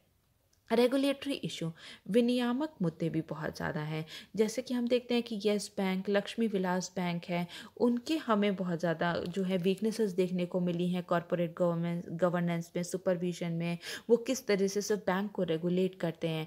और जो इतने भी लार्ज कॉरपोरेट बैंक्स हैं अगर वो इस तरीके से फेल होने लगे तो क्या होगा, इकोनॉमी के लिए ये बहुत ही ज़्यादा डिज़ास्ट्रस होगा, इकोनॉमी के लिए बहुत ही ज़्यादा नुकसानदेह हो सकता है। तो रेगुलेटरी इश्यूज भी यहाँ पर एक बहुत बड़ा मुद्दा बना हुआ है। Concentration of economic and political power, आर्थिक और राजनीतिक शक्ति का एकाग्रता होगा। ठीक है, जो यहाँ पे जो है यहाँ पे क्रोनी कैपिटलिज्म को बढ़ावा मिलेगा, एंटी कॉम्पिटिटिव प्रैक्टिसेस जो है वो बहुत ज़्यादा बढ़ेंगी, क्योंकि जितने भी लार्ज बिजनेस हाउसेज होते हैं कहीं ना कहीं वो सरकार की पॉलिसीज़ को बहुत ज़्यादा इन्फ्लुएंस करते हैं। तो इसलिए हम कह सकते हैं कि यहाँ पे जो जितनी भी आर्थिक और राजनीतिक शक्ति है उसका बहुत ही ज़्यादा कंसंट्रेशन होगा, उसके एकाग्रता जो है वो और ज़्यादा बढ़ेगी। मे फंड देयर ओन बिजनेसेस, ठीक है, अपने स्वयं के व्यवसाय को वो निधि दे सकते हैं। जैसे कि हमने बात की कि अपने जो है जितने भी फंड्स को वो क्रेडिट के रूप में दे रहे हैं, तो हो सकता है कि वो अपने ही जितने भी बिजनेस है उनको वहाँ पे वो अपने ही व्यवसाय में वो जो है निवेश ज़्यादा करें। जो जितना भी कस्टमर का पैसा है वो अपने व्यवसाय में ही डालकर वो अपने व्यवसाय को ही और ज़्यादा बढ़ा सकते हैं। तो यहाँ पर जो है कहीं ना कहीं जो है हम देखते हैं कि इकोनॉमिक पावर जो है वो बहुत ही ज़्यादा कॉन्सेंट्रेट हो रही है। क्रेडिट का मिसयूज़ हो सकता है, क्रेडिट का दुरुपयोग हो सकता है। जितने भी जो डिपॉजिटर्स के मनी है वो कुछ सीमित क्षेत्रों तक ही उनके फंड को वो डाइवर्ट कर सकते हैं। तो यहाँ पे जितना भी जो इक्वालिटी वाला प्रोपोजिशन है वो कहीं ना कहीं उसका मिसयूज़ हो सकता है। इक्वालिटी यहाँ पे नहीं होगी, वो किसी विशेष सेक्टर को ही लैंडिंग कर सकते हैं, वो किसी विशेष सेक्टर पे ही लोन दे सकते हैं। तो यहाँ पे जो क्रेडिट का जो है उसका बहुत ही ज़्यादा मिसयूज़ हो सकता है। गवर्नमेंट बेल आउट, ठीक है, सरकारी बेल आउट, जब भी कोई बैंक फेल होता है तो सरकार क्या कहती है, उसको कुछ पैसा देती है, उसको पैसा देके उसको कहते हैं बेल आउट देना। ठीक है, तो उसकी रक्षा कौन करता है, उसको सरकार करती है। तो इसलिए जो ये इकोनॉमिक हैजार्ड को भी यहाँ पे बहुत ज़्यादा दर्शाता है कि जो कॉरपोरेट बैंक है वो फेल हो रहे हैं, उसके बाद सरकार जो है उनको पैसा दे रही है, कि उनको बेल आउट दे रही है, उनको पैसा दे रही है कि वो अपने जो बैंक है उसको रिवाइव कर सकें ताकि कस्टमर्स के पैसों को जो है वो सुरक्षित कर सकें। तो यहाँ पर जो है सरकार अगर इस तरीके से कॉरपोरेट बैंक्स को अगर बेल आउट देने लगी तो ये इकोनॉमी के लिए बहुत ही हज़ार्डस हो सकता है। ठीक है। तो क्या क्या सुधार करने की ज़रूरत है? सुधार में अगर हम बात करें तो सबसे पहले हम बात करेंगे कि जो कि इंटरकनेक्टेड लेंडिंग जो है उसको प्रिवेंट करने की बहुत ही ज़्यादा ज़रूरी है। अंतर जुड़े ऋण को रोकने की बहुत ज़्यादा ज़रूरत है, ताकि जो है यहाँ पर जो है अपने ही केवल बिजनेस को फ़ायदा ना पहुँचा सके, या फिर उनके जो सप्लायर्स हैं उनको केवल फ़ायदा ना पहुँचा सके, पूरी इकोनॉमी को फ़ायदा पहुँचाने के लिए जो इंटरकनेक्टेड लेंडिंग है उसको प्रिवेंट करने की ज़रूरत है, जिसके लिए बैंकिंग रेगुलेशन एक्ट 1949 में बहुत ज़्यादा संशोधन करने की ज़रूरत है। तो इस तरीके से जो है हम बैंकिंग सेक्टर को और बेहतर बना सकते हैं। कंसोलिडेटेड सुपरवाइजरी पावर, समेकित पर्यवेक्षी शक्तियाँ, ठीक है। आरबीआई को जो है ऐसी शक्तियाँ देनी चाहिए ताकि ताकि जो है जितने भी प्राइवेट बैंक्स हैं उसके भी वो लोग जो है सुपरविजन कर सकें। और आरबीआई ने जो है 2019 में, नवंबर 2019 में एक specialised supervisory and regulatory cadre का जो है गठन किया था, जिसका काम था कि जितने भी बैंक्स होंगे उनमें सुपरवाइज करेगा, और उसके जितने भी डिपार्टमेंट्स हैं वो जो है वो बेहतर तरीके से जो है वो ट्रेन होंगे पर्सनल्स। तो अगर हम एसएसआरसी जैसी अगर हम सुपरवाइजरी पावर ऐसी एक किसी समिति का गठन करते हैं तो जितने भी बैंक्स हैं उस पर हम लोग और बेहतर जो है वो बेहतर जो है नज़र रख सकेंगे, और उनको जो फेल होने से बचा सकेंगे, और उनका जो सुपरविजन है, उनका जो ऑडिट है वो करना बहुत ही ज़्यादा ज़रूरी है। और जैसा कि और यहाँ पे हम देखते हैं कि जो इंटरकनेक्टेड लेंडिंग है यूएसए की अगर हम बात करें तो फेडरल रिजर्व एक्ट जो है यूएसए में, ये फाइनेंशियल ट्रांजैक्शन अगर कोई भी बैंक जो है अपने फाइनेंशियल ट्रांजैक्शन जो है अपने किसी भी अफिलिएट के साथ करता है तो वो यहाँ पे पूरी तरीके से प्रोहिबिटेड है, पूरी तरीके से प्रतिबंधित है। तो यहाँ पे हमें इंटरकनेक्टेड लेंडिंग जो है उसको रोकना बहुत ही ज़्यादा ज़रूरी है। सुपरवाइजरी पावर पे हमें बहुत ध्यान देना ज़रूरी है कि जैसे कि हमने बात की क्या specialised supervisory and regulatory cadre जो जिसका कि गठन नवंबर 2019 में हुआ था, इसको और मजबूत बनाने की ज़रूरत है, इसको और कंसोलिडेट करने की ज़रूरत है, और इसमें इसके जो पर्सनल्स हैं इसमें जो काम करें उन लोग को और ज़्यादा ट्रेन करने की ज़रूरत है। इसके बाद हम देखते हैं कि जो पीजे नायक कमेटी है उनके रिकमेंडेशन पर भी हम लोग ध्यान दे सकते हैं। उन्होंने क्या बोला था? उन्होंने बोला था कि जो जितने भी बोर्ड ऑफ डायरेक्टर्स होते हैं कई बैंक में, उसमें इंडिपेंडेंट मेंबर्स की नियुक्ति होनी चाहिए, ताकि जो है इनके कार्य पे जो है एक पैनी नज़र बनाई जा सके, और अगर ये कोई बायस डिसीजन लेते हैं तो उस पर कहीं ना कहीं से रोक लगाई जा सके। और तो लेकिन हम देखते हैं कि अंत में अगर हम बात करें तो वर्ष 2013 में, जबकि फरवरी 2013 में आरबीआई ने क्या किया था, आरबीआई ने बहुत सारे कॉरपोरेट बैंक्स और इंडस्ट्रियल हाउसेस से बोला था कि वो बैंकिंग लाइसेंस के लिए अप्लाई करें। लेकिन जब बैंकिंग लाइसेंस देने की बात आई तो आरबीआई ने केवल 2 कंपनी ऐसी थी, आईडीएफसी और बंधन फाइनेंशियल सर्विसेज ही ऐसी थी जिसको कि उन्होंने जो है लाइसेंस दिया था, और कई सारे जो बड़े कंपनीज ने, कॉरपोरेट हाउसेस ने जो अप्लाई किया था उनको जो है लाइसेंस नहीं दिया था। तो कहीं ना कहीं आरबीआई भी बहुत ज़्यादा हेजिटेट कर रही है कॉरपोरेट हाउसेस को जो है लाइसेंस देने के लिए, ताकि जो है इसके जो नुकसान जो है इस कॉरपोरेट हाउसेस को जो लाइसेंस देने से जो नुकसान है उससे बचा जा सके, और इकोनॉमिक ग्रोथ पे कोई भी अड़चन ना आए। ठीक है, तो ये हो गया हमारा पेपर 3 का क्वेश्चन। अब हम नेक्स्ट क्वेश्चन पे मूव ऑन करेंगे जो कि है पेपर नंबर 4 से, और क्वेश्चन है, do you think Mahatma Gandhi's concept of Ram Rajya is unrealistic in today's time? इसको हमें एनालाइज करना है। क्या आपको लगता है कि महात्मा गांधी की राम राज्य की जो अवधारणा है आज के समय में अवास्तविक है? इसका विश्लेषण करना है। तो सबसे पहले इसमें हम समझेंगे कि आखिर राम राज्य होता क्या है। तो राम राज्य होता है एक आइडियल सोसाइटी की बात कर रहे हैं, एक आदर्श समाज की बात कर रहे हैं। कई लोग समझते हैं कि राम राज्य का मतलब है एक हिंदू सोसाइटी या फिर हिंदुत्व से रिलेटेड है। नहीं, राम राज्य जो है वो हिंदुत्व से रिलेटेड नहीं है, हिंदू सोसाइटी से रिलेटेड नहीं है, ये एक आइडियल सोसाइटी से रिलेटेड है, ये एक आदर्श समाज से रिलेटेड है। ये एक ऐसे समाज से रिलेटेड है जहाँ पे कि ईश्वर का राज्य हो, जहाँ पे कि सत्य और धार्मिकता को ही सबसे बड़ा माना जाए, जहाँ पे कि ट्रुथ और राइटियसनेस को ही सबसे बड़ा माना जाए, ये ऐसे समाज की जो है व्यवस्था की बात करता है। तो इसकी क्या क्या विशेषताएं हैं राम राज्य की?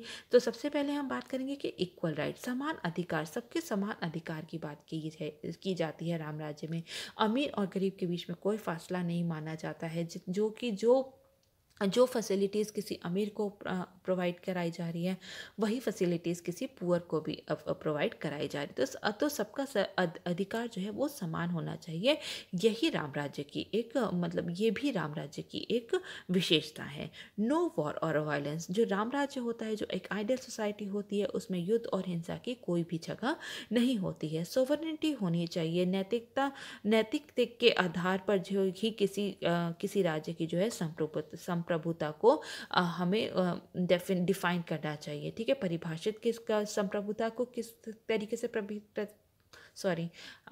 परिभाषित करना चाहिए, वो नैतिकता के ही अधिकार पे करनी चाहिए। हार्मनी विद नेचर, प्रकृति के साथ सामंजस्य होना चाहिए, हर किसी का सम्मान होना चाहिए, और जितने भी जो लोग हैं वो लालच से मुक्त होने चाहिए। तो ये कुछ राम राज्य की जो है विशेषताएं हैं।